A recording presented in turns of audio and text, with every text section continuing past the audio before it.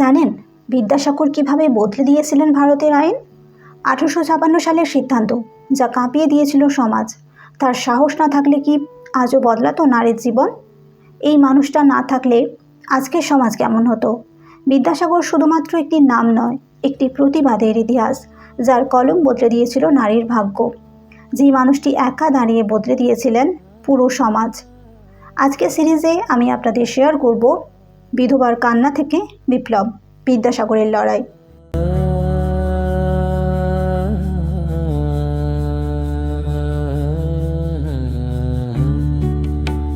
ঊনবিংশ শতাব্দীতে ঈশ্বরচন্দ্র বিদ্যাসাগর দেখেছিলেন বাল্যবিবাহের ফলে অল্প বয়সের নারীরা বিধবা হওয়ায় সামাজিক মানসিক অনেক মানসিক যন্ত্রণা সেই সব নারীকে ভোগ করতে হতো। সেই সময় তিনি বাল্যবিবাহ প্রতিরোধে অগ্রণী ভূমিকাও নিয়েছিলেন। এরপর তিনি নারী শিক্ষা প্রচার করেন। তিনি মনে করতেন মেয়েরা শিক্ষিত হলেই সমাজে বাল্যবিবাহ কমবে। তাই তিনি গ্রামে গ্রামে বালিকা বিদ্যালয় স্থাপন করেন। এরপর তিনি বিধবাদের পুনর্বিবাহের কথা ভাবেন। এর আগেই তিনি দেখেছিলেন 1829 খ্রিস্টাব্দে বাংলায় সতীদাহ প্রথা রোধ আইন পাশ হয়েছিল রাজা রামমোহন রায়ের উদ্যোগে। সেই কারণে 19 শতকের বাঙালি সমাজ বাল্যবিবাহ ও তার ফলে অল্প বয়সে বিধবা হওয়া নারীদের উপর অমানবিক নির্যাতন দেখে বিদ্যাসাগর বিচলিত হয়ে পড়েছিলেন।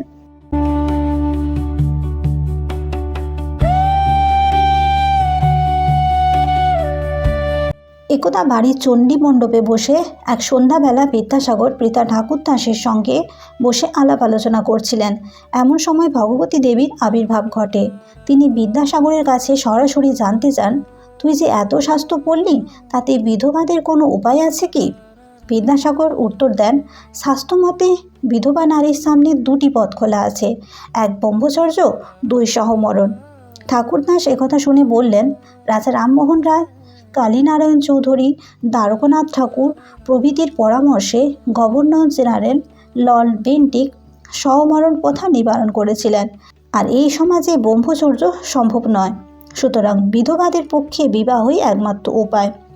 বিদ্যাসাগর উত্তর দেন, তার নিজেরও তাই ধারণা। এমনকি তিনি এও মনে করেন যে শাস্ত্র খুঁজলে এই ধারণা সপক্ষে স্বীকৃতিও পাওয়া যাবে। কিন্তু এই বিষয়ে বই প্রকাশ করলে অনেকেই নানা রকম কুৎসা ও কটু বাক্য ব্যবহার করবে, আর তাতে আপনারা পাছে দুঃখ পান, সেই জন্য নিবৃত্ত আছি। একথা শুনে ঠাকুরদাস ও ভগবতী দেবী দুজনেই বিদ্যাসাগরকে আশ্বস্ত করেছিলেন তারা সকল কুৎসা ও সমাজের কটু বাক্য সহ্য করতে রাজি আছেন। বিদ্যাসাগর নির্ভয়ে এই কাজে হাত দিতে পারেন। অর্থাৎ ভগবতী দেবী ও ঠাকুরদাস বন্দ্যোপাধ্যায় উভয়ের সম্মতিতেই বিদ্যাসাগর এই কাজে নেমেছিলেন।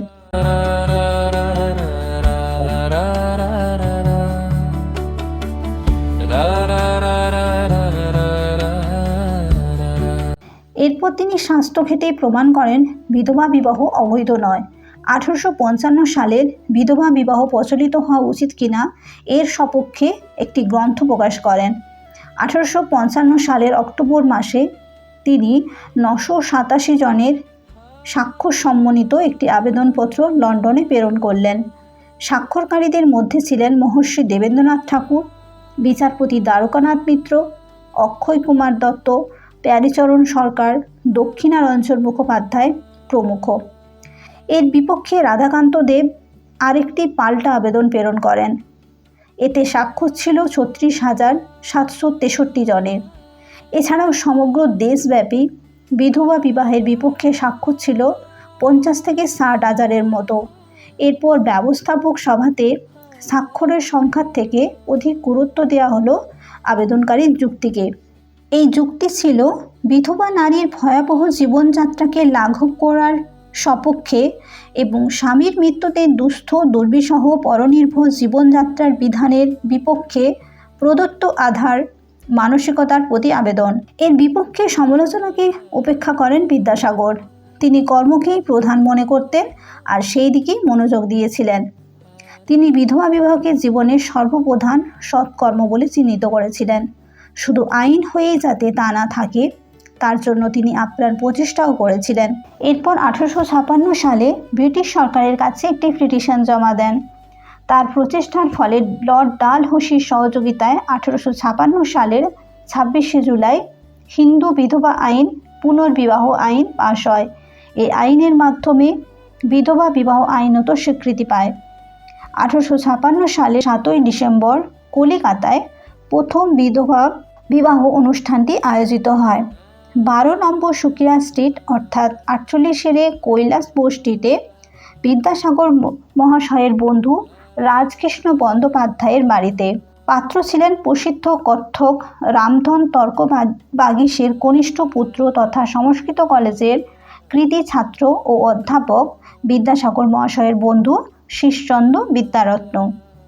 আর প্রার্থী ছিলেন বর্ধমান জেলার পলাশডাঙ্গা গ্রামের অধিবাসী ব্রহ্মানন্দ মুখোপাধ্যায়ের দ্বাদশ বর্ষীয়া বিধবা কন্যা কালীমতী। বিদ্যাসাগর স্বয়ং এই বিবাহের মূল দায়িত্ব হাতে নেন, আর এর পেছনে সেই সময় প্রায় 10,000 টাকা ব্যয়ও করেন। এর জন্য রক্ষণশীল সমাজের তীব্র বিরোধিতা এবং হত্যার হুমকির মুখেও তিনি নিজের অবস্থান থেকে সরে আসেননি। এরপর তিনি নিজের ছেলে নারায়ণচন্দ্রের সাথে এক বিধবার বিবাহ দিয়ে তিনি দৃষ্টান্ত স্থাপন করেন। বিদ্যাসাগরের এই আন্দোলন শুধুমাত্র বিধবাদের পুনর্বিবাহই নয়, বরং সমাজ সংস্কার ও নারীদের সামাজিক অধিকার প্রতিষ্ঠায় নতুন দিগন্ত উন্মোচন করেছিলেন।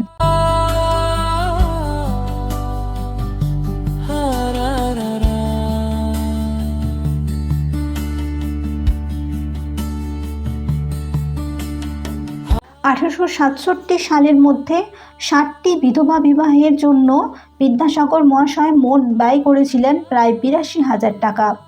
60-এর দশকে এই বিধবা বিবাহ নিয়ে উৎসাহ দেখা দিলেও 60-এর দশকের শেষ ভাগে সনাতন ধর্মের পবিত্রতা রক্ষার্থে বিধবা বিবাহের বিপক্ষে প্রবল প্রচার শুরু হয়। 1856 সালে পাশ হওয়া হিন্দু বিধবা পুনর্বিবাহ আইন শুধু একটি আইন ছিল না, এটি ছিল সমাজের ভিত কাঁপিয়ে দেয়া এক ঘোষণা।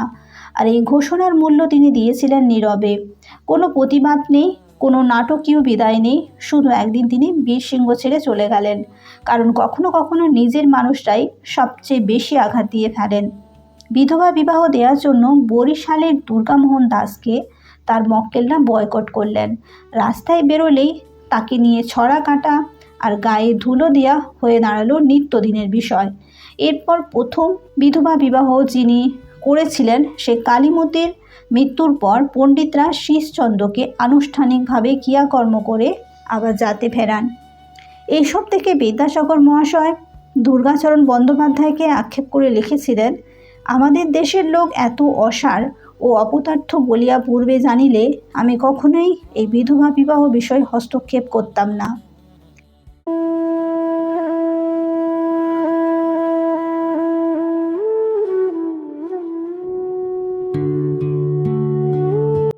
যুগে যুগে যখনই সমাজে দেখা দিয়েছে সামাজিক সংকট, তখনই দেখা দিয়েছে ভগবানের রূপ।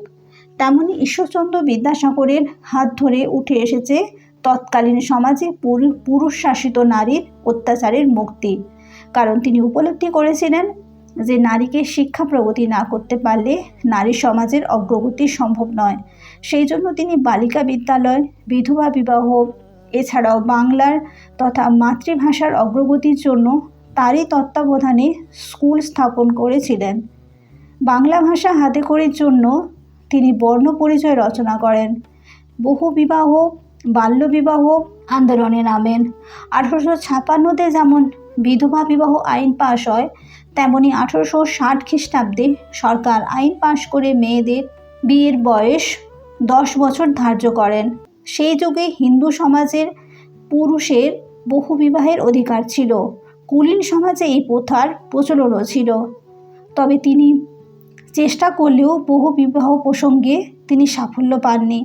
1866 সালে 1 ফেব্রুয়ারি বহু বিবাহ রোধের জন্য দুবার ভারতীয় ব্যবস্থাপক সভার নিকট তিনি আবেদনপত্র পাঠিয়েছিলেন। এইভাবেই তিনি বিধবা বিবাহ থেকে শুরু করে নারীর অধিকারের জন্য একটার পর একটা লড়াই একাই করে গিয়েছিলেন। তিনি হলেন বিদ্যাসাগর মহাশয়। তো আজকের সিরিজে আমি আপনাদের শেয়ার করলাম বিদ্যাসাগর মহাশয়ের লড়াই। ভিডিওটা ভালো লেগে থাকলে অবশ্যই কিন্তু লাইক, শেয়ার এবং সাবস্ক্রাইব করে রাখবেন। এর পরবর্তী সিরিজে আমি বিদ্যাসাগরের অন্য একটি কাহিনী নিয়ে আপনাদের সাথে শেয়ার করব।